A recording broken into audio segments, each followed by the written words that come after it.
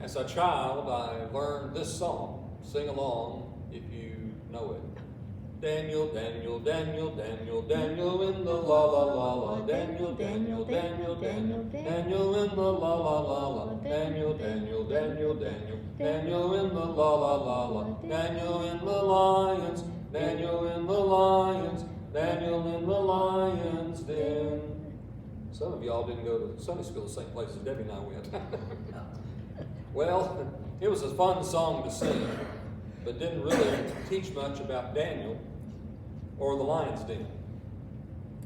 In 1876, a Chicago Sunday school teacher named Philip Paul Bliss wrote a song to help teach his students the book of Daniel. It said, "Dare to be a Daniel, dare to stand alone, dare to have a purpose firm, and dare to make it known." I think that song had a bit more of a message of Daniel. Well, the reason we should dare to be a Daniel is because Daniel trusted that God was in control. The point of Daniel's story isn't his wisdom or his bravery, but that he had all of those things because he recognized who was in charge of the universe, and he acted accordingly.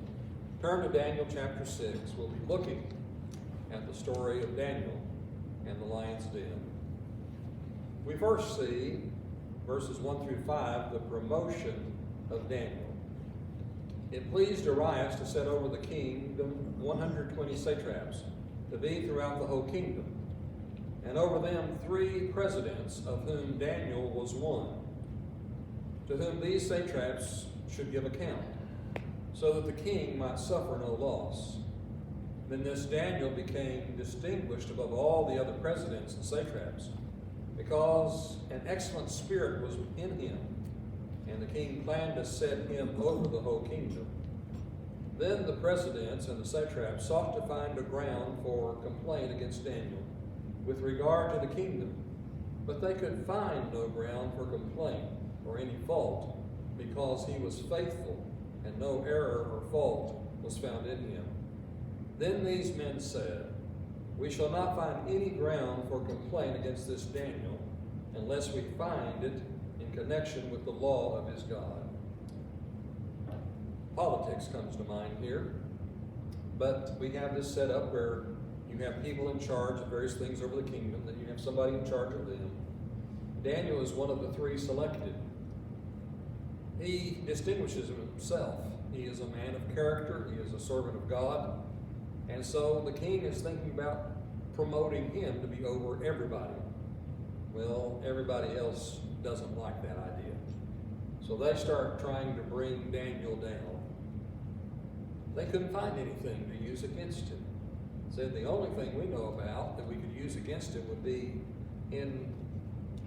basically in a relationship to his dealings with his God, the law of his God. So then we have a plot against Daniel, verses 6 through 9. Then these presidents and satraps came by agreement to the king and said to him, "O King Darius, live forever. All the presidents of the kingdom, the prefects and the satraps, the counselors and the governors, are agreed that the king should establish an ordinance and enforce an injunction, that whoever makes petition to any god or man for 30 days, except to you, O king, shall be cast into a den of lions. Now, O king, establish the injunction and sign the document, so that it cannot be changed, according to the law of the Medes and the Persians, which cannot be revoked." Therefore King Darius signed the document and the injunction. They were going to hit Daniel where it mattered to Daniel, in his relationship with his God. And so his enemies cooked up this thing and brought it to the king. Make it a law for 30 days that nobody can make an injunction unless they make it to you. In other words, nobody can pray to their God. That would include Daniel praying to his God. If anyone disobeys this, they will be thrown into the den of lions. Interesting that these guys had it all thought out. They not only had a way to trap Daniel, but they already had the punishment in place, a punishment of death. In this society, if the king signed one of these laws, he could not simply do away with it. It would remain in effect. Next, we see the prayers of Daniel, verses 10 and 11. When Daniel knew that the document had been signed, he went to his house where he had windows in his upper chamber open toward Jerusalem. He got down on his knees 3 times a day and prayed and gave thanks before his God, as he had done previously. Then these men came by agreement and found Daniel making petition and plea before his God. A law is made that says you cannot pray. The only petition you can make is to the king. Daniel is fully knowledgeable of that injunction of that law. And so he goes and he does as he has always done. He opens the windows, faces the windows toward Jerusalem, gets down on his knees and he prays, does this 3 times a day. Well, those who had plotted against him found him making petition. They found him praying to God. John Bunyan, who wrote Pilgrim's Progress, said, "Prayer will make a man cease from sin, and sin will entice a man to cease from prayer." Daniel may have been tempted. He may have thought briefly, we're not told. Seems like he didn't give it a whole lot of thought. But what if we were told you can't worship, you can't assemble for worship? How would we react? But Daniel was a man of prayer, and he continued praying just as he had always done. Someone says it's hard to stumble when you're down on your knees. He was a man of prayer. Well, verses 12 through 18 tell us about the punishment of Daniel. 12 through 18, the punishment of Daniel.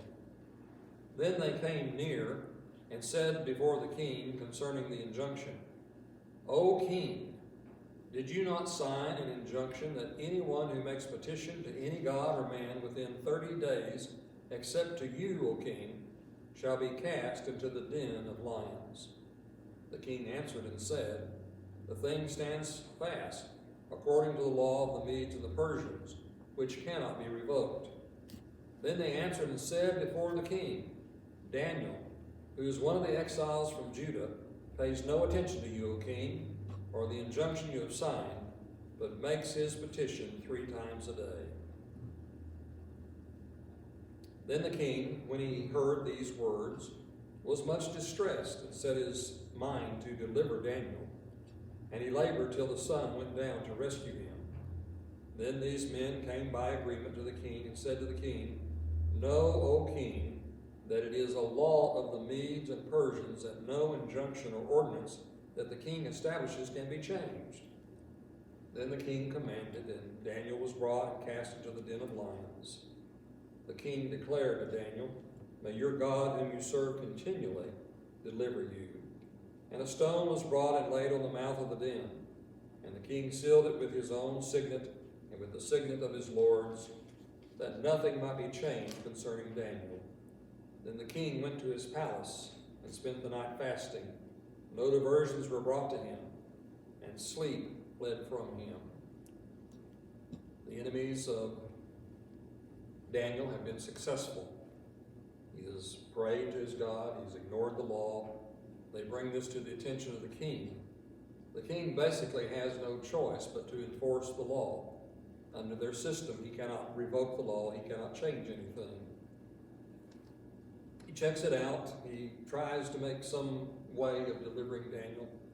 There is no way to do that. And he basically says to Daniel, "May your God, whom you serve continually, deliver you." He was still a worshiper of many gods, but he knew that Daniel had one God. Well, Daniel is cast into the lion's den. It's made very secure. It's all very official. The king does not have a good night. He spent the night fasting. No entertainment. He was unable to sleep. Well, we next read of the protection of Daniel, verses 19 through 24. Then at break of day, the king arose and went in haste to the den of lions. He went as soon as he could the next day. As he came near to the den where Daniel was, he cried out in a tone of anguish. The king declared to Daniel, "O Daniel, servant of the living God, has your God, whom you serve continually, been able to deliver you from the lions?" Has your God been able to deliver you from the lions? There were a whole lot of people that were voting for the lions and not for God. But Daniel was depending on God. Then Daniel said to the king, "O king, live forever. My God sent his angel and shut the lions' mouths, and they have not harmed me, because I was found blameless before him, and also before you, O king, I have done no harm." Well, then the king was exceedingly glad and commanded that Daniel be taken up out of the den. So Daniel was taken up out of the den, and no kind of harm was found on him, because he had trusted in his God. And the king commanded, and those men who had maliciously accused Daniel were brought and cast into the den of lions, they, their children, and their wives. And before they reached the bottom of the den, the lions overpowered them and broke all their bones in pieces. God protected Daniel. It wasn't that the lions weren't hungry. God had closed their mouths. And so Daniel was delivered. Not a scratch on him. The king cast his enemies into the lion's den, and they didn't even make it to the bottom before the lions attacked them. Well, following this, we see that Daniel is promoted again. As we think about Daniel's deliverance by God, D.L. Moody said that he envisioned Daniel actually using one of the lions as a pillow that night. I don't know about that, but Daniel experienced firsthand the all-powerful hand of God. How do you function there in the lion's den, surrounded by all these lions? Well, Daniel did quite well because he trusted in God. It has been aptly stated that the lions in the pit could not consume Daniel because he was all backbone. Well, that's kind of an interesting thought, isn't it? He showed courage. Even more so, he showed faith. The story is told of a persecuted Christian who was being chased by some soldiers under orders to put him to death. He saw a cave and rushed in to hide there. The soldiers arrived sometime later. As they started to go in, they noticed a spider's web across the cave. They reasoned that no one had gone into that cave because the spider's web was there. Later on, the Christian came out and walked through the spider's web. He realized why the soldiers had not come in and said, "With God, a web is as a wall, but without God, a wall is as a spider's web." The king is impressed by what has happened, and so we next see the prosperity of Daniel. King Darius wrote to all the peoples, nations, and languages that dwell on all the earth, "Peace be multiplied to you. I make a decree that in all my royal dominion, people are to tremble and fear before the God of Daniel. For he is the living God, enduring forever. His kingdom shall never be destroyed, and his dominion shall be to the end. He delivers and rescues. He works signs and wonders in heaven and on earth. He who has saved Daniel from the power of the lions." So this Daniel prospered during the reign of Darius and the reigns of Cyrus the Persian. As a little side note, Daniel is over 80 years old when all this takes place. Jack B. Lewis said of Daniel, "The stories about Daniel and his companions have as their chief aim the encouraging of a people to hold fast in times of persecution. If they will but endure, they will be triumphant. And Stafford North said, just as it has been during the 2,000 years since it happened, Daniel's story of faithfulness to overcome great obstacles still stirs and instructs us.